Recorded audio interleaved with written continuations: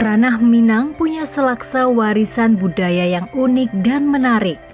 Di sana terdapat beragam kekayaan adat dan budaya tradisional yang eksistensinya dijaga dan dipertahankan sampai saat ini. Salah satu ladang warisan budaya dan adat istiadat Ranah Minang terdapat di Kabupaten 50 Koto, Provinsi Sumatera Barat. Tarian, ritual adat, kuliner daerah, tenun tradisional, hingga tempat-tempat bersejarah, semua ada di sana.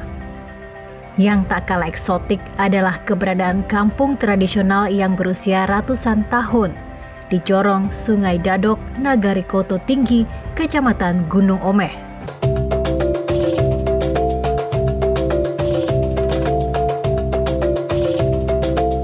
Kampung antik ini tak lain adalah Kampung Wisata Seribu Gonjong Saruko atau yang dikenal juga dengan nama Kampung Sungai Dadok. Letaknya sekitar 180 km sebelah utara Kota Padang atau bisa ditempuh melalui jalur darat selama sekitar 5 jam. Jadi Jorong Sungai Dadok ini memang udah lama, udah kira-kira ratusan tahun kan gitu kan. Nah, kira-kira tahun 18 udah ada tuh. Kalau kata cerita orang tua-tua kan. Terletak di lembah dengan pemandangan alam nan hijau, Kampung Sungai Dadok adalah gambaran khas dan autentik masyarakat Minang yang ditandai dengan rumah-rumah adat Minangkabau dengan atap gonjongnya yang unik. Kampung ini dibangun oleh suku dari Pariangan yang terdiri dari 3 suku, yakni suku Koto, suku Piliang, dan suku Melayu. Awalnya hanya ada 15 rumah, namun seiring berjalannya waktu dan tentu saja dengan pertambahan populasi, kini terdapat 30 rumah yang dihuni 100 kepala keluarga.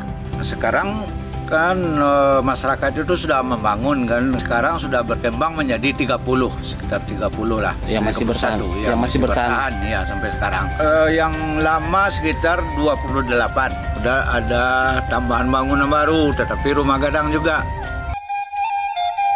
Melintasi lingkaran masa dan waktu yang panjang, kampung tradisional ini menorehkan 1001 cerita sebelum akhirnya menjadi seperti sekarang. Deretan rumah gadang yang ada kini merupakan hasil renovasi dan rekonstruksi ulang setelah 2 kali mengalami kebakaran. Jorong Sungai Dadok ini dulu rumah gadang itu rumah atok ijuk namanya. Pernah terbakar 2 kali tahun 1883 kalau tidak salah. Lalu dibangun lagi, mengungsi dulu ke Kampung Tingga namanya. Kemudian dibangun lagi rumah gadang di Sungai Dadok, masih atap ijuk. Kemudian pada tahun 1918 terbakar lagi, sehingga mengungsi lagi ke Kampung Tingga.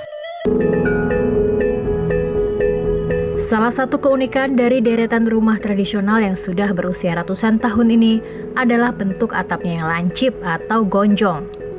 Bentuk ini memiliki banyak arti dan fungsi, bukan sekedar desain arsitektur untuk memenuhi sisi estetik. Secara teknis, atap gonjong ini dirancang untuk menyesuaikan iklim tropis di wilayah Sumatera Barat. Selain itu, desain atap serta bangunan secara keseluruhan ternyata dirancang untuk tahan gempa.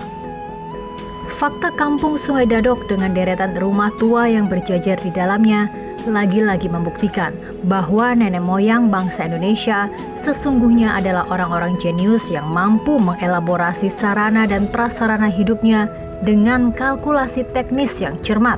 Itulah makanya kalau kita pikir-pikir, memang pemikir-pemikir orang dulu-dulu itu memang sudah canggih juga nampaknya. Semua rumah gadang itu dihadapkan ke matahari hidup, kan gitu.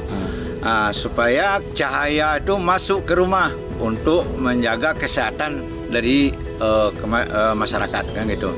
Kebetulan letaknya Jorong Sungai Dadok ini di lereng, kan gitu. Ya. Jadi kebetulan menghadap matahari. Jadi itulah makanya disejajarkan rumah gadang itu menghadap matahari semua.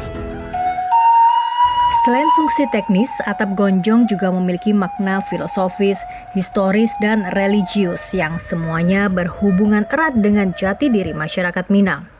Pertama-tama, atap gonjong adalah penegasan jati diri orang Minang, terutama ketika mereka merantau keluar daerah. Atap gonjong juga dikaitkan dengan bentuk tanduk kerbau yang mana mewakili asal-usul kata Minangkabau. Kata Minangkabau sendiri berasal dari sebuah legenda tentang kejadian pada abad ke-16 ketika kerajaan Majapahit hendak mengekspansi dan menginvasi tanah Sumatera. Demi menghindari pertumpahan darah, masyarakat Minang menawarkan adu kerbau dengan para prajurit Majapahit. Pertarungan dua kerbau pun terjadi, dan kerbau masyarakat Minang yang kecil namun dilengkapi pisau di kedua tanduknya memenangkan pertarungan tersebut. Dari sanalah asal-usul kata Minangkabau, di mana kata Minang berarti menang dan kabau berarti kerbau. Suku waktu itu tuh ada Koto, Piliang, Melayu. Selain makna historis, atap gonjong juga memiliki makna filosofis yang menggambarkan hierarki dalam pengambilan keputusan. Bentuk lengkung dan dominan mengandung makna bahwa segala sesuatu tidak disampaikan secara langsung, namun secara diplomatis. Tapi atap dengan 5 gonjong atau sudut lancip itu juga disebut punya makna religius dalam agama Islam. Ibaratkan adat berseni sarak kan gitu. Ya. Jadi sarak itu rukunnya kelima. Ya. Rukun Islam itu 5 kan gitu. Nah itulah makanya sudah itu sembahyang pun 5 kali dalam sehari semalam. Nah itulah makanya gonjong itu dibuat 5. Atap gonjong itu pula yang kemudian memberi label khas pada kampung Sungai Dadok dengan sebutan Serugo yang merupakan singkatan dari 1000 gonjong.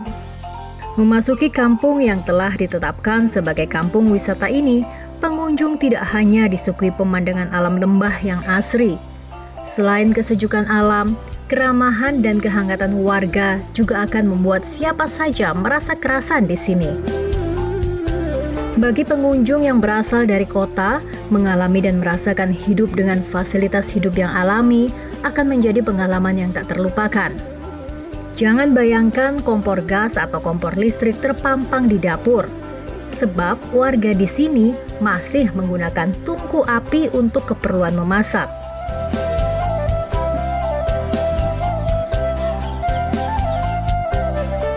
Lokasi geografis lembah dan jauh dari kota membuat warga kampung lebih banyak bersahabat dengan alam.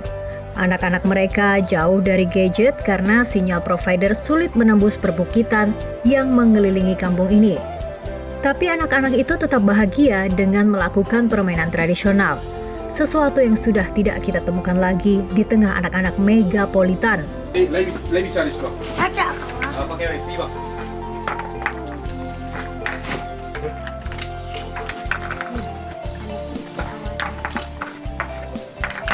Dari kampung Sarugo, Sungai Dadok, kita belajar bahwa teknologi canggih bukan segalanya. Toh, mereka bisa bertahan ratusan tahun dengan mengandalkan alam sebagai sumber hidup yang tak selalu berubah karena harus mengikuti tren terbaru. Tapi yang pasti, alam menyediakan begitu banyak sumber untuk kehidupan manusia. Mereka diberi tanah yang subur untuk persawahan sehingga tak kekurangan makan. Selain itu, jeruk dan palawija menjadi modal mereka untuk mendapatkan uang untuk membeli kebutuhan hidup di luar yang telah disediakan alam.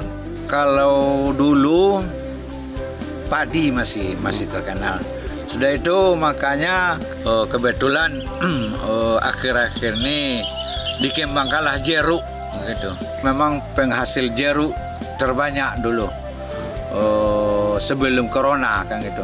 Sekarang sudah dikembangkan pula tanaman semusim, palawija. Hidup apa adanya karena alam sudah menyediakan segalanya.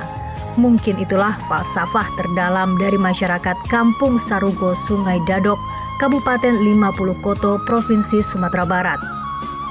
Faktanya, meski tanpa jamahan berbagai fasilitas teknologi canggih, kampung ini bertahan hingga ratusan tahun. Dan Yasni Imam Marajo, sesepuh dari Kampung Serugo, tetap optimis kampung ini masih akan eksis 1000 tahun lagi.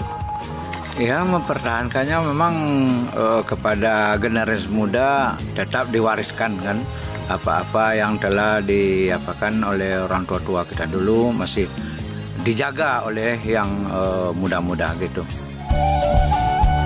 Dari Kampung Seribu Gonjong, Kabupaten 50 Koto, Sumatera Barat, Emanus TV melaporkan untuk Sahabat Nusantara.